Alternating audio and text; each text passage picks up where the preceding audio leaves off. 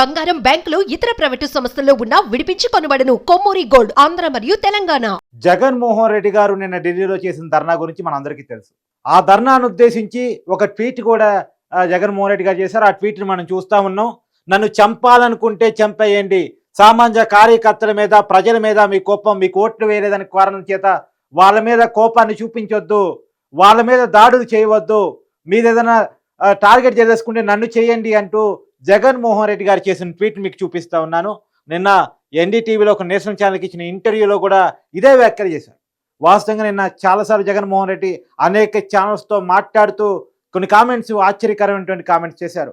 దాదాపు 36 మంది వైసీపీ కార్యకర్తల్ని ఈ 40 రోజుల కాలంలో హత్య చేసినట్టు జగన్మోహన్ రెడ్డి, వైసీపీ అధినేత, పులివెందుల ఎమ్మెల్యే ఆయన చెప్పడం అయితే జరిగింది. అయితే జగన్మోహన్ రెడ్డి గారు సమాధానం చెప్పాల్సింది ఏంటి అంటే, ఆ 36 మంది ఎవరు, వాళ్ళ పేర్లు ఏంటి, వాళ్ళు ఎక్కడ చనిపోయారు, ఆ పేర్లని ఖచ్చితంగా జగన్మోహన్ రెడ్డి గారు చెప్పాలి. చెప్పకుండా ఇష్టం వచ్చిన అంకెని చెప్పడం అయితే కరెక్ట్ కాదు. వాస్తవానికి ఒక సినిమాలో జోక్ ఉంటుంది, ఏంటి, రెండో ప్రపంచ యుద్ధం ఎప్పుడు జరిగిందా అనగానే టక్కున సమాధానం చెప్పేస్తాడు. ఎంతమంది చనిపోయారు అనగానే మళ్ళీ సమాధానం చెప్పేస్తాడు. మరి వాళ్ళ పేర్లు ఏంటి అనగానే నోరేళ్ళు పెడతాడు. అంటే ఇష్టం వచ్చిన సంఖ్యని చెప్పేసి దాన్ని పేరు చెప్పంటే చెప్పకుండా దాటవేసి దాడులు జరుగుతున్నాయి అంటే కరెక్టా అనేటువంటిది నేను అడగదలుచుకున్నాను. రెండోది ఏంటంటే, నిన్న అసెంబ్లీ జరుగుతుంది, ఈరోజు కూడా అసెంబ్లీ జరుగుతుంది, శాంతి భద్రతల మీద చర్చ కూడా జరుగుతూ ఉంది. లా అండ్ ఆర్డర్ మీద అంటే గత 5 సంవత్సరాల కాలంలో 2019 నుంచి 2024 వరకు జగన్మోహన్ రెడ్డి పరిపాలనా కాలంలో కానీ, ఇప్పుడు ప్రస్తుత ఈ 40 రోజుల కాలంలో కానీ లా అండ్ ఆర్డర్ ఎలా ఉందన్న దాని మీద శ్వేతపత్రం కూడా రిలీజ్ అవుతున్న టైంలో జగన్మోహన్ రెడ్డి గారు ఎక్కడ ఉండాలి? అసెంబ్లీలో ఉండాలి. అసెంబ్లీలో ఉండి 40 రోజుల కాలంలో మీరు 36 మందిని చంపారు చంద్రనాయుడు గారు లేదా కూటమి నాయకులు అని అసెంబ్లీలో ప్రశ్నించాలి. అసెంబ్లీలో 40 మందికి సంబంధించిన లిస్టును పెట్టాలి. సరే, అప్పుడు మైక్ ఇవ్వనప్పుడు బైకాట్ చేయటం, తర్వాత ఆందోళన చేయటం అది వేరు, అప్పుడు ఆ పరిస్థితుల్లో వేరు. కానీ అసెంబ్లీకే రాకుండా, అసెంబ్లీలో చర్చ పెట్టకుండా, అసెంబ్లీలో పేర్లు బయట పెట్టకుండా, అసెంబ్లీలో ముఖ్యమంత్రి గారు ఉంటారు, డిప్యూటీ ఉప ముఖ్యమంత్రి గారు ఉంటారు, హోమ్ మినిస్టర్ గారు ఉంటారు. సో వీళ్ళందరి ముందు మిగతా మంత్రులు, ఎమ్మెల్యేలు అందరూ ఉంటారు. రాష్ట్రం మొత్తం అసెంబ్లీని టెలికాస్ట్ లైవ్లో చూస్తూ ఉంటుంది. సో ఇలాంటి సమయంలో నువ్వు ఆ లిస్టు పట్టుకొచ్చి, ఇదిగో మా కార్యకర్తని 40 రోజుల కాలంలో ఇంతమందిని ఈ ఏరియాలో చంపారు అని చెప్పేసి కనుక లిస్టును ప్రకటించగలిగితే అది బాగుంటుంది. మన రాష్ట్రానికి సంబంధం లేని చోట ఢిల్లీ పోయి ఆందోళన చేయటం వల్ల ఏం ప్రయోజనం? సరే, ఢిల్లీ జాతీయ రాజధాని, మీరు నిరసన చెప్పొచ్చు. ఎప్పుడు చెప్తారు? రాష్ట్రంలో నిరసన అయిపోయిన తర్వాత, రాష్ట్రంలో రాష్ట్ర ప్రభుత్వం పట్టించుకోనప్పుడు అప్పుడు ఢిల్లీ పోయి చెప్పాలి. అసలు రాష్ట్రంలో రాష్ట్ర అసెంబ్లీ జరుగుతుంటే, లేదు స్కూల్కి పిల్లడు పోనట్టు, కాలేజీకి టీనేజర్ బంకు కొట్టినట్టు అసెంబ్లీకి బంకు కొట్టి పోయి ఢిల్లీలో ధర్నా చేయాల్సిన అవసరం ఏంటి? అసెంబ్లీ అయిపోయిన తర్వాత చేయొచ్చు కదా ఇదే ధర్నా. అసెంబ్లీ మానేసుకొని పోయి ధర్నా చేయాల్సిన అవసరం ఏంటి అనేటువంటి సమాధానం చెప్పాలి. రెండోది ఏంటంటే, జగన్మోహన్ రెడ్డి గారు వినుకొండలో జరిగినటువంటి ఒక హత్య విషయంలో పోయి అక్కడ పోయి పరామర్శించారు. ఆ సంఘటన కూడా మీకు ఒకసారి ఎక్స్ప్లెయిన్ చేసే పని చేస్తున్నాను. అక్కడ వాస్తవంగా రషీద్ అనేటువంటి ఒక వైసీపీ కార్యకర్త చనిపోయాడు. అతన్ని చంపింది జిలానీ అని మరో వ్యక్తి. వాస్తవానికి వీరిద్దరూ, ఈ రషీదు, జిలానీ ఇద్దరు కూడా గతంలో వైసీపీ కార్యకర్తలే, వైసీపీ పార్టీలో ఉన్న వాళ్ళే. ఈ విషయాన్ని నేను చెప్పడం కాదు, అంబటి రాంబాబు ఎవరైతే సత్తెనపల్లి నుంచి గతంలో గెలిచి మంత్రిగా పనిచేసిన వ్యక్తి ఉన్నారో, మొన్నటి ఎన్నికల్లో ఓడిపోయిన వ్యక్తి ఉన్నారో అంబటి రాంబాబే చెప్పారు, మాజీ మంత్రి ఆయన గతంలో వాళ్ళిద్దరూ వైసీపీ కార్యకర్తలే. అయితే గత ఏకాదశి రోజు వీరిద్దరి మధ్య గొడవ జరిగింది. అప్పుడు ఆ జిలానీ ఇంటికి రషీద్ వచ్చేసి బైక్ కూడా తగలబెట్టి గొడవ చేశారు. అప్పుడు పార్టీ రషీద్కి అండగా ఉంది, అప్పుడు వైసీపీ పార్టీ అధికారంలో ఉంది, ఆ ప్రభుత్వమే. అప్పుడు అక్కడ ఏకైక నాయకులు కానీ, లోకల్ ఎమ్మెల్యే కానీ రషీద్కి అండగా ఉన్నారు. అది నచ్చనిటువంటి జలీలు ఎవరైతే ఉన్నారో, ఎన్నికల సమయంలో మిగతా నాయకులు రావు శ్రీకృష్ణదేవరాయలు పార్టీ మారినప్పుడు ఇతను కూడా పార్టీ మారాడు. కేవలం ఎన్నికల సమయంలో మాత్రమే జిలానీ పార్టీ మారాడు.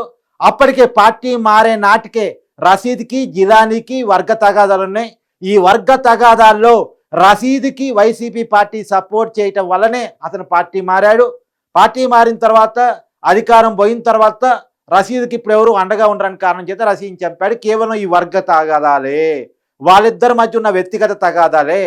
ఇది అక్కడ ప్రజలను అడిగినా చెప్తారు, అక్కడ ప్రజలను ఎవరిని అడిగినా చెప్తారు. అక్కడ పోయి మీరు ఎవరైనా అడగొచ్చు, వాళ్ళిద్దరి మధ్య ఎప్పటి నుంచి గొడవ ఉంది అనేటువంటిది ఎవరిని అడిగినా, ఎవరు ఎంక్వైరీ చేసినా బయటపడగలని నిజాలు. దీంట్లో ఏం అబద్ధం లేదు.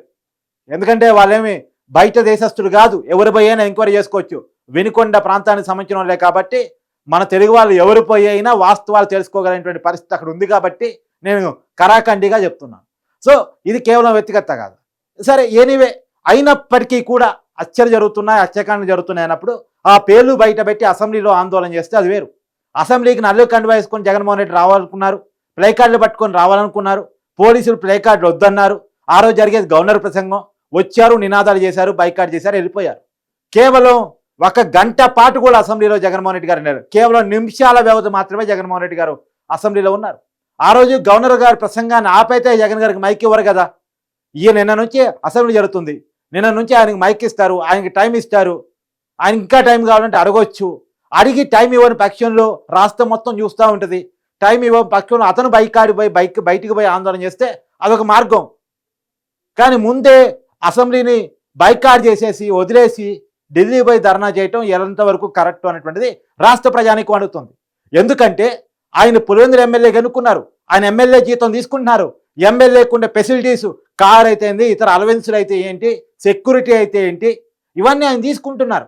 ఒక పార్టీకి అధినేతగా, ఒక మాజీ ముఖ్యమంత్రిగా, పులివెందుల ఎమ్మెల్యేగా ఆయన Z+ కేటగిరీని అనుభవిస్తూ ఉన్నారు, తర్వాత అలవెన్సులు అనుభవిస్తూ ఉన్నారు, జీతాన్ని అనుభవిస్తూ ఉన్నారు. సో కరెంటు, గ్యాసు ఇవన్నీ చాలా ప్రభుత్వం ఇచ్చినటువంటి అన్ని రకాలైనటువంటి అలవెన్సులు అనుభవిస్తున్నటువంటి సమయంలో ఎమ్మెల్యేగా తన బాధ్యతగా అసెంబ్లీకి రావాల్సిందిపై తను రాకపోగా తన ఎమ్మెల్యేని, ఎమ్మెల్సీని అందరినీ ఢిల్లీకి పట్టపై ఆందోళన చేయటం మీద తెలుగు ప్రజలైతే చాలా కోపంగా ఉన్నారు. ఇది కరెక్ట్ కాదు అనేటువంటిది. ఎందుకంటే ఒకటి జగన్మోహన్ రెడ్డి గారు గుర్తించాల్సింది, మొన్న ఈ మధ్య ఈయన కోర్టులో కూడా వేశారు పిటిషను, నాకు ప్రతిపక్ష హోదా ఇవ్వండి అని చెప్పేసి. నిజానికి జగన్మోహన్ రెడ్డి గారు ఏ హోదానైనా ఈ దేశంలో కోర్టులు ఇవ్వవు. ఈ దేశంలో హోదానిచ్చేది కేవలం ప్రజలు మాత్రమే హోదానిస్తారు. నిన్ను 2014లో 67 సీట్లతోటి నీకు అపోజిషన్ లీడర్గా నిన్ను గుర్తించేలా చేయగలిగింది ప్రజలే. నీకు 151 సీట్లు 2019లో ఇచ్చి నిన్ను ముఖ్యమంత్రి చేసింది ఆంధ్రప్రదేశ్ ప్రజలే. ఇవాళ నీకు 11 సీట్లు వచ్చి 2019 ఎన్నికల్లో 151 కాకుండా 2014లో 67 కాకుండా ఈ 2024 ఎలక్షన్స్లో కేవలం 11 సీట్లకే పరిమితం చేసి ప్రతిపక్ష హోదా కూడా రాకుండా ముఖ్యమంత్రి పదవిని కూడా తీసేసి నిన్ను కేవలం విపక్ష నాయకుడిగా పరిమితం చేసింది కేవలం ప్రజలు. హోదాని మనకిచ్చేది ప్రజలు. నీకు ఒకనాడు ప్రతిపక్ష హోదా ఇచ్చింది ప్రజలే, నిన్ను ముఖ్యమంత్రి చేసింది ప్రజలే, ఈ రెండు కాకుండా చేసింది ప్రజలే. సో అంతిమంగా నువ్వు ప్రజల కాడికి పోయి మళ్ళా ప్రజల అభిమానాన్ని చూరగుంటేనే నువ్వు ప్రతిపక్ష నాయకుడు అని అవుతావు, లేదా ముఖ్యమంత్రి అని అవుతావు, ఏదో ఒకటి అవుతావు. కానీ అది వదిలేసి నాకు ప్రతిపక్ష హోదా కావాలని కోర్టులెక్కితేనో గొడవ చేస్తేనో రాదు అనేటువంటి జగన్మోహన్ రెడ్డి గారు గుర్తించాలి.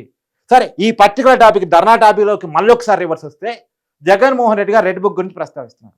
రెడ్ బుక్ విషయంలో లోకేష్ గారు చాలా క్లారిటీ ఇచ్చారు.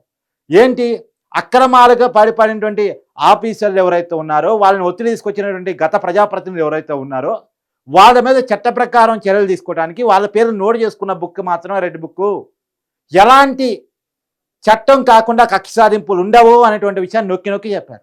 ఈ రోజు వరకు ఎంతమంది వైసీపీ కార్యకర్తను అక్రమంగా అరెస్ట్ చేశారు చెప్పండి, ఎంతమంది నాయకులను అరెస్ట్ చేశారు చెప్పండి. జగన్మోహన్ రెడ్డి గారు మొదటి 1 month కాలంలోనే ప్రజావేదికతో కూర్చడం మొదలు పెడితే కేసులు పెట్టడం, చంద్రబాబు నాయుడు గారు వేరుక ఎంక్వైరీ చేయటం వరకు స్టార్ట్ అయింది. ఈ రోజు వరకు ఎంతమంది వైసీపీ నాయకులు అరెస్ట్ అయ్యారు? ఒకే ఒక్క ఎమ్మెల్యే, మాజీ ఎమ్మెల్యే ఇప్పుడు అతను ఈవీఎంను పగలగొట్టిన కేసులో పిన్నెల్లి రామకృష్ణారెడ్డి అరెస్ట్ అయ్యి జైల్లో ఉన్నారు.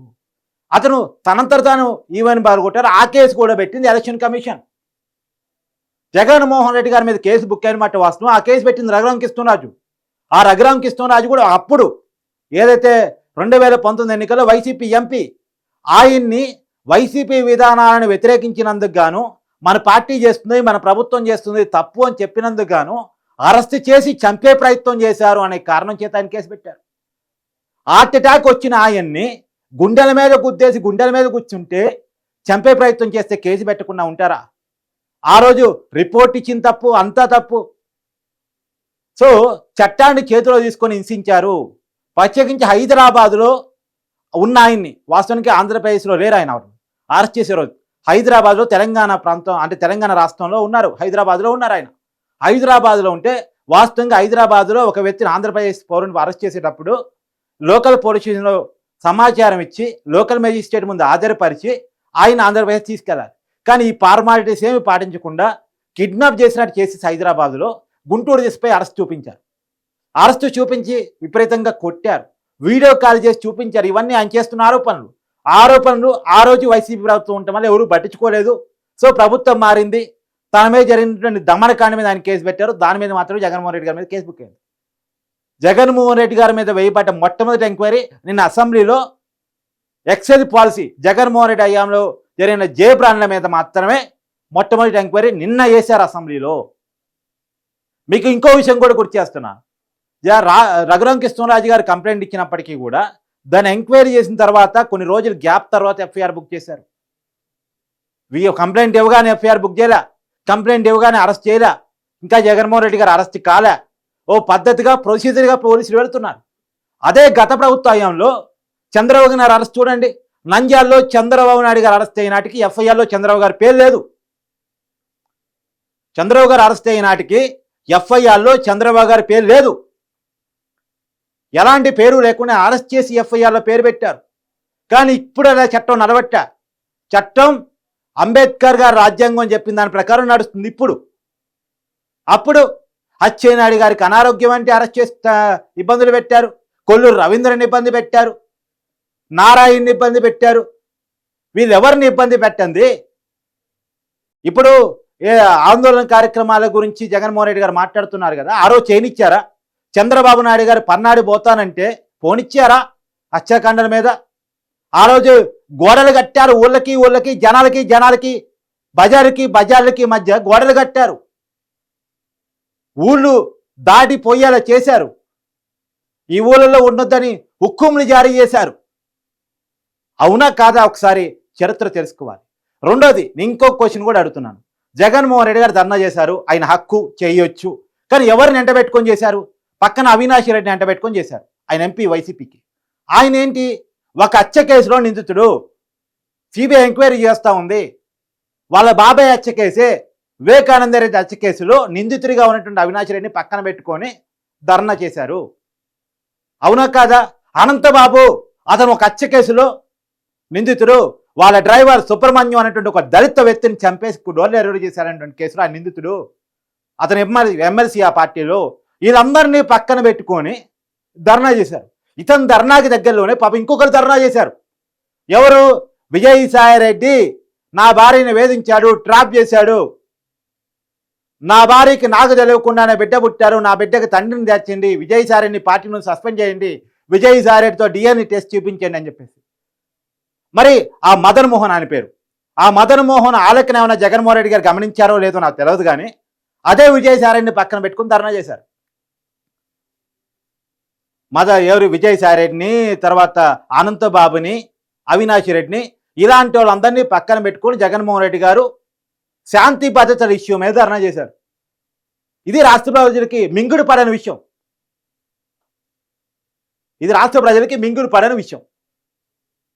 కానీ ఇప్పుడు నేషనల్ మీడియాలో జగన్మోహన్ రెడ్డి గారు రాష్ట్రంలో ఏదో జరుగుతుంది అని చెప్పేసి. ఎందుకు ఈ గోలంతా జగన్మోహన్ రెడ్డి గారు చేస్తున్నారంటే దీని వెనకాల కూడా చాలా పెద్ద కుట్ర ఉంది. నేను చెప్పదలుచుకున్నాను.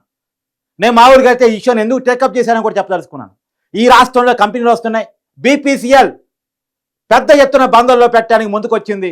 18 ప్రభుత్వ రంగ సంస్థలు కంపెనీలు ఏర్పాటు చేయడానికి సిద్ధపడ్డాయి. రాబోయే కాలంలో ప్రైవేట్ కంపెనీలు కూడా రావడానికి అవకాశం చూపిస్తున్నాయి. సో ఈ కంపెనీలు కనుక వస్తే జగన్మోహన్ రెడ్డి పరిపాలన ఏంటి, చంద్రబాబు నాయుడు గారి పరిపాలన ఏంటి పోల్చుకుంటారు. తర్వాత ఐటీ శాఖ మంత్రిగా నారా లోకేష్ గారి పనితీరుని పోల్చి చూసుకుంటారు. సో ఇప్పటికే మనం చూస్తున్న పిఠాపురంలో ల్యాండ్ రేట్ ఏ రకంగా పెరిగాయని వార్తలు కూడా వింటా ఉన్నాం. సో పవన్ కళ్యాణ్ గారిని జగన్మోహన్ రెడ్డి గారిని పోల్చి చూసుకుంటారు. పోల్చి చూసుకున్నప్పుడు జగన్మోహన్ రెడ్డి గారు జీరోగా కనపడొచ్చు, చంద్రబాబు గారు, పవన్ కళ్యాణ్ గారు, లోకేష్ గారు హీరోలుగా కనపడొచ్చు. ఇలా కనపడకుండా ఉండాలంటే ఆంధ్రప్రదేశ్ బ్రాండ్ ఇమేజ్ని పాడు చేయాలి. ఇలా ఆంధ్రప్రదేశ్కు రాజధాని తయారవుతుంది. కేంద్రం 15,000 కోట్లు కూడా ఇచ్చింది. ఆంధ్రప్రదేశ్కి రాజధాని కడుతున్నారు. అమరావతి రాజధాని కాబోతుంది.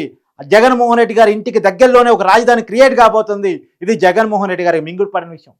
అందరికీ పని దొరుకుతుంది, ఉపాధి దొరుకుతుంది, అభివృద్ధి జరుగుతుంది. ఇది జగన్మోహన్ రెడ్డి గారికి నచ్చని విషయం.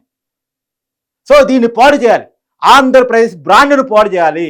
క్రియేట్ కాబడుతున్నటువంటి ఒక విజన్ని పాడు చేయాలి, దానికోసం ఆంధ్రప్రదేశ్లో ఏదో జరుగుతుంది అనేటువంటి ఒక దాన్ని క్రియేట్ చేయడం కోసం ఢిల్లీ నడివీధుల్లో అసెంబ్లీని మానుకొని ఆందోళన చేస్తున్నారు జగన్మోహన్ రెడ్డి గారు. అవునా కాదా రాష్ట్ర ప్రజలు ఆలోచించుకోవాలి. కేవలం ఒక కుట్ర చేత ఆంధ్రప్రదేశ్ బ్రాండ్ ఇమేజ్ని, తెలుగువాడి బ్రాండ్ ఇమేజ్ని పాడు చేయటం కోసమే ఢిల్లీ నడివీధుల్లో ఆందోళన చేస్తున్నారు వైఎస్ జగన్మోహన్ రెడ్డి గారు, వైసీపీ అధినేత, పులివెందుల ఎమ్మెల్యే. అవునా కాదా రాష్ట్ర ప్రజలు ఒకసారి ఆలోచించండి అని చెప్పేసి నేనైతే కోరుకుంటున్నాను. #1 డిజిటల్ నెట్వర్క్ మనం టీవీలో యాడ్స్ ఇవ్వాలనుకుంటున్నారా? ఇంకెందుకు ఆలస్యం? డెవలప్మెంట్ మీది, ఆ బాధ్యత మాది. వెంటనే ఈ నెంబర్కి కాల్ చేయండి.